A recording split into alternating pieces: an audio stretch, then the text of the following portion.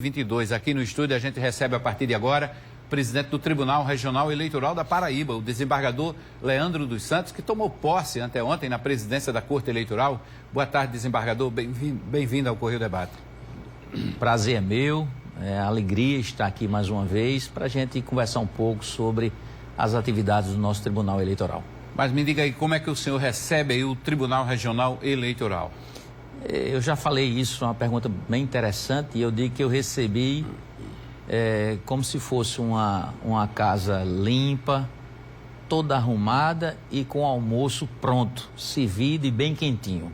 Então o desembargador Joás fez uma administração extremamente competente e, graças a Deus, agora é só dar continuidade e nos encaminharmos para as tarefas que teremos até as eleições.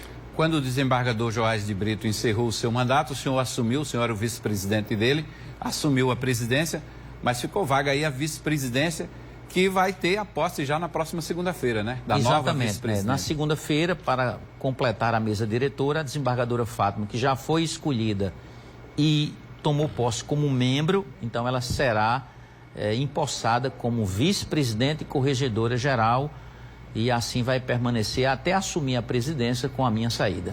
Qual é o papel da corregedora?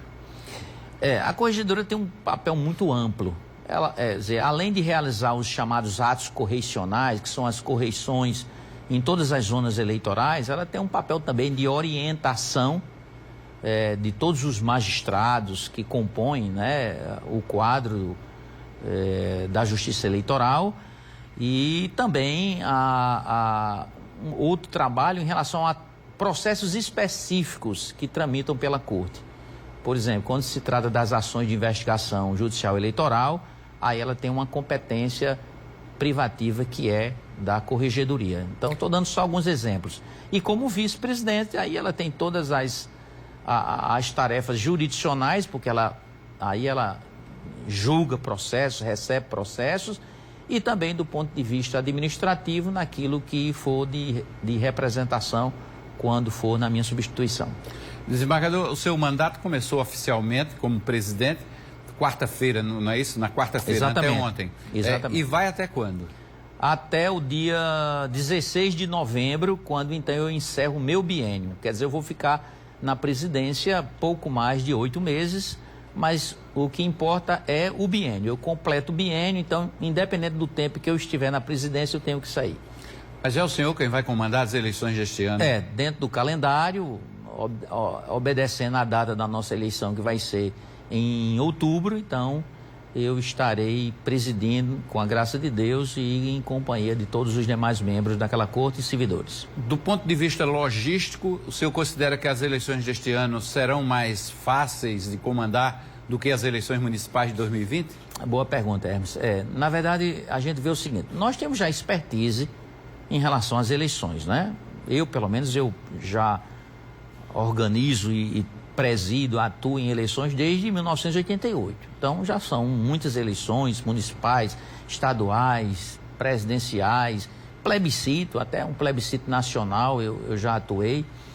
Nesse ano, a estrutura das eleições, ela não se altera assim substancialmente, né? Nós vamos ter, são 68 zonas eleitorais, nós temos 223 municípios, nós vamos ter mais de 1.800 locais de votação, nós temos 9.500 urnas que vão servir ao processo eleitoral, embora a gente vai preparar mais de 10.000 urnas. Nós vamos convocar cerca de 38 mil mesários, e com isso a gente mantém mais ou menos uma mesma estrutura. As dificuldades relacionadas ao processo eleitoral desse ano são algumas que já apareceram na eleição de 2020, que essa história das fake news, essa história de algum discurso sem sentido, querer descredenciar, criar uma imagem negativa da urna eletrônica, mas em termos da estrutura daquilo que a gente já faz, o que é preciso para fazer. Nós tivemos um incremento de 40% no orçamento para essa eleição, então nós vamos gastar mais de 11 milhões com as eleições. Então está tudo caminhando, tudo dentro de um organograma para dar tudo certo. 11 milhões aqui na Paraíba, para organizar as eleições, não é? No ano passado foi mais ou menos 8 milhões e agora vai ser um pouco mais de 11 milhões. Quando eu falo de logística, desembargador, a gente está falando também da questão mesmo dos protocolos sanitários, porque 2020 foi um ano muito difícil, lógico. Muito difícil, e esse ano, me parece, está havendo aí já uma flexibilização de algumas medidas, né? O povo está nas ruas com mais à vontade, mesmo usando máscara ainda, que é o uso obrigatório. Essa sua observação é perfeita também. Logicamente, a gente acredita que até as eleições de outubro um cenário mais tranquilo vai estar no país. Fala-se em encerrar a pandemia e se definir uma endemia. Então, a gente vai ter toda